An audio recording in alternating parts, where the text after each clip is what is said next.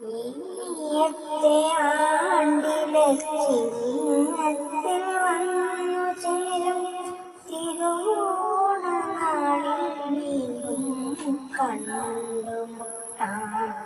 ഈയത്തെ ആണ്ടിലെ ചിങ്ങത്തിൽ വന്നു ചേരും തിരുവോണനാളിൽ നീയും കണ്ടുമുട്ടാം. അതുവരെയുള്ള വിശേഷങ്ങളെല്ലാം